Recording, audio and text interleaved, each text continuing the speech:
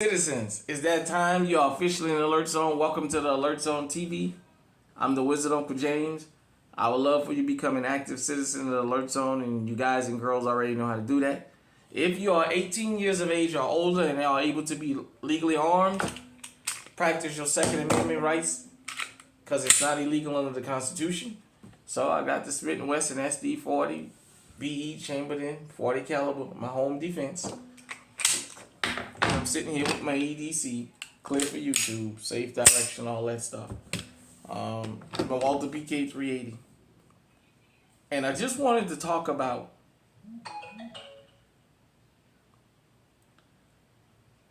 some of the origins of young criminals and young criminality.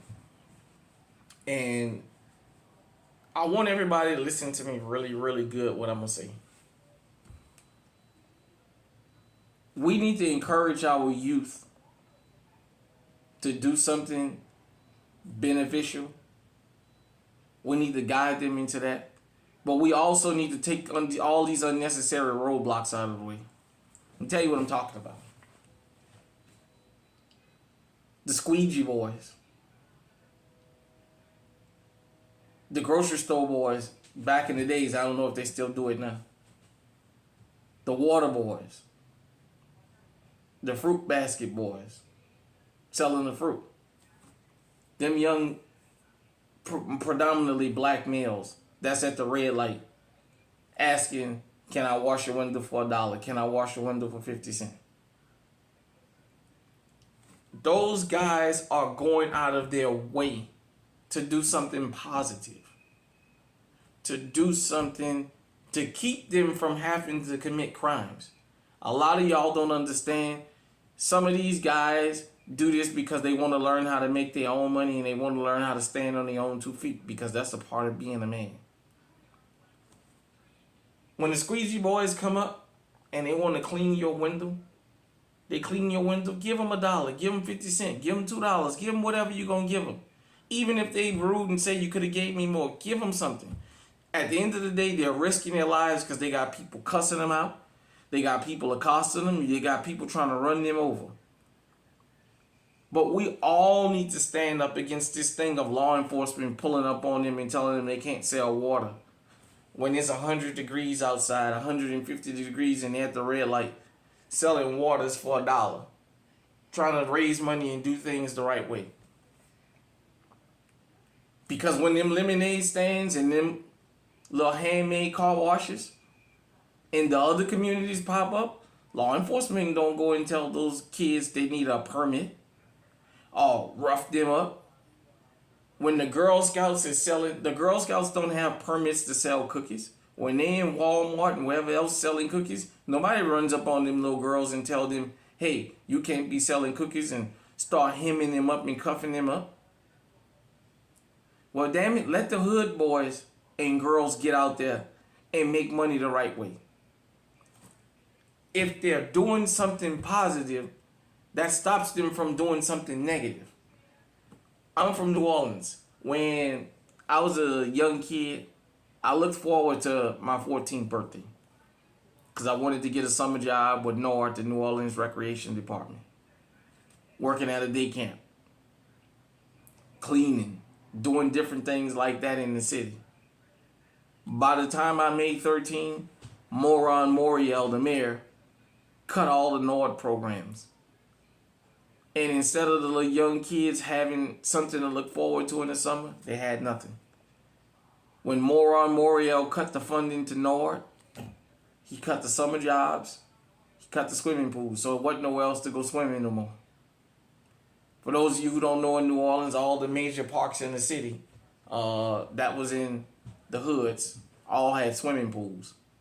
And in the summertime, the NORD program, New Orleans Recreation Department, got funded. And from Monday through Friday, they would open those pools so that the kids in the neighborhood can go swim. They would give swim lessons and things like that. And Moron Moriel, that's what I call him, Mark Moriel, helped slash that and get rid of that program. And it gave kids, instead of looking forward to a summer job or something to do, it gave them idle time. And when you got idle time as a young kid, what do? You start looking for things to get into. And the younger generation got to understand this was life before the internet. We went outside before the internet came about. A lot of y'all don't know nothing about going outside, but we went outside. When we see young people trying to sell something the right way, we need to encourage and support them. Because one or two things going to happen, especially if these children are in survival mode. They're going to get out here and take a little $5 and go buy them a 24 pack of water, a 32 pack of water or something, and sell them for 75 cents or $1, whatever they sell them for, and try and make them some money. Or they're going to mask up, they're going to get their hands on one of these, and they're going to come in your fucking house. Are they going to come in your car? Are they going to catch you walking up the street and snatch your purse? We always talk about criminality in the world, but very seldomly do we talk about measures realistically to divert crime. Criminals start off young. Most people don't wake up at 25 years old and decide, I'm going to start robbing. Criminals usually start off young. And this cuts across all racial spectrums. But when we talk about financially, there is a difference. Because most of our crimes are tied to economics. That's the FBI numbers. That's not me. As we go up financially, our crime rate does this. Because when we get something, we're trying to hold on to it.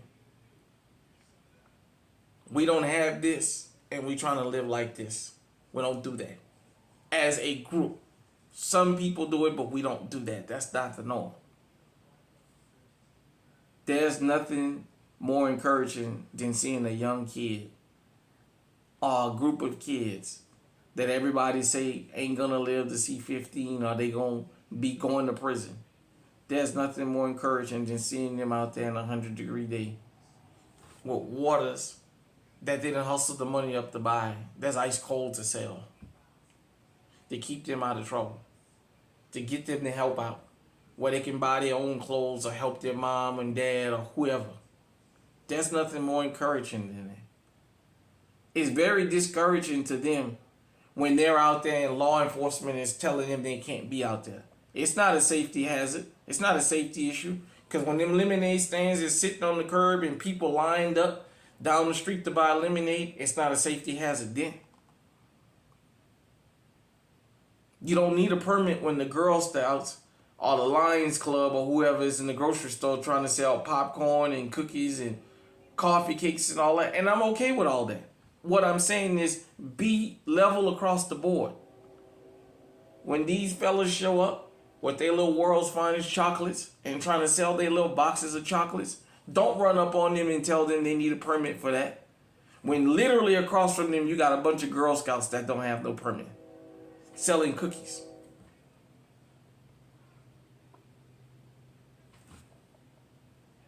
We have to learn how to be solution-based as law-abiding citizens. Sometimes a few words of encouragement will save a lot of us a lot of headache. If these boys and girls out here know that somebody is noticing me young doing the right thing, that's going to encourage me to do the right thing. Because guess what? When they do the wrong thing, they have people that encourage that foolishness. They have people encouraging them, which is why they keep going.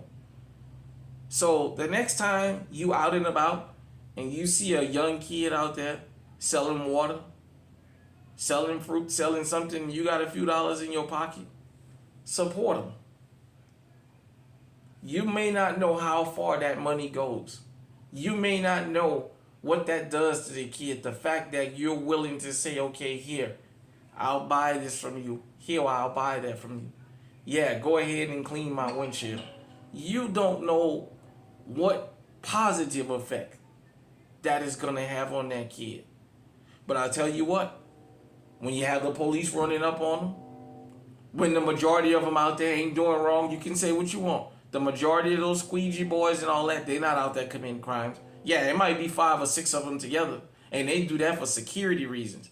But they're not out there stealing from people and putting guns in their face. I'm not going to let nobody tell that lie. That squeegee kid that's protected himself in Baltimore, that man had been doing that. That man chased him. He ran from that man. That man chased him with a baseball bat. And so he took care of business. When people can't make money the legal way, they're going to do it the illegal way because we all got to live. When we say these kids need to get off these corners and stop trying to run up to us to the red light and begging me to clean my windshield, think about that. Would you rather them clean your car windshield or bust the windshield to your house trying to get in there? Because even if you stop them, you still got to replace that window. And let's be honest, the price of windows is ridiculous.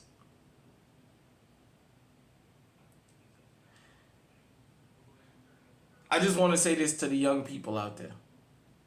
No matter what community you come from. The alert zone. We giving you a thumbs up for getting out there and trying to get your hustle on the right way.